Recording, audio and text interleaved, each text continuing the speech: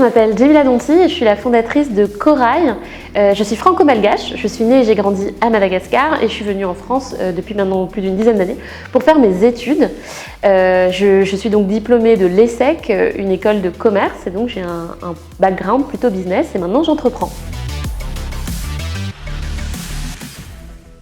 Alors, Corail ambitionne d'embarquer le secteur privé dans la course contre la perte de biodiversité marine. Concrètement, qu'est-ce qu'on fait? En fait, on réplique le modèle de la reforestation dans la mer. Et donc, on accompagne les entreprises de la réflexion à l'action. Donc, on a une solution d'abord d'accompagnement en conseil. Et on va développer justement un outil numérique pour ça. Et on a une solution d'action à travers nos plantations de corail et de mangroves qui se trouvent aujourd'hui à Madagascar, avec l'ambition aussi de s'étendre dans le reste de l'Afrique. Alors, Corail est créé depuis 2022, fin 2022, et on a pendant 2023 consolidé les opérations techniques, donc on a fait notre preuve de concept technique.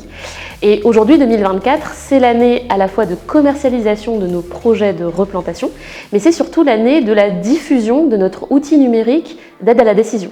Donc l'outil numérique dont je parlais en introduction, c'est principalement une plateforme dans laquelle une entreprise peut rentrer un certain nombre d'informations et nous, on leur remet une fiche qui leur permet de mesurer leur dépendance à la biodiversité marine et qui leur permet ensuite de prendre des décisions dans le cadre de la réglementation CSRD. Aujourd'hui, il y a une place à prendre en termes de CPO pour le produit numérique que je présentais en introduction. Mais en fait, voilà, je suis ouverte à tous les profils tant que ce profil est engagé dans la cause que nous défendons, c'est la biodiversité marine. L'équipe, c'est qui? Donc c'est moi qui suis CEO, j'ai un Head of Impact dont le rôle est vraiment de gérer la mesure d'impact, et puis on a des équipes opérationnelles. Et donc aujourd'hui, l'associé, la place qu'il aurait à prendre, c'est déjà de partager le développement de l'entreprise au niveau du siège en France, donc être présent au quotidien avec moi au siège de Lille, recruter les bonnes personnes pour aller vers notre projet. J'étais une boxeuse française pendant longtemps et j'ai malheureusement dû arrêter à cause d'une blessure au pied. Et je pense que dans la boxe, justement, il y a beaucoup d'analogies avec l'entrepreneuriat, c'est pour ça que j'adore ce sport. D'abord parce qu'il faut une préparation physique énorme pour 3 minutes de combat. Et j'ai l'impression que l'entrepreneuriat, c'est un peu ça. Parce qu'en fait, les gens voient les concours gagnés ou le chiffre d'affaires une fois qu'il est fait.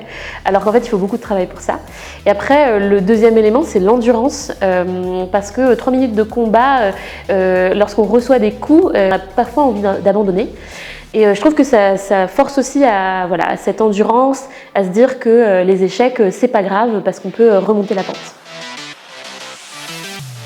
J'ai choisi Bonne journée de Stromae parce que j'adore cette chanson, elle me met trop de bonne humeur le matin. Et puis même dans les paroles, ça me ressemble pas mal, notamment parce que en fait, il raconte un peu qu'on peut avoir des mauvais jours, mais que dès qu'il y a une petite chose qui peut te rendre heureux, eh ben, il faut se raccrocher à ça. Et moi, je suis une éternelle optimiste, donc ça me ressemble, je pense. C'est la danse de la joie.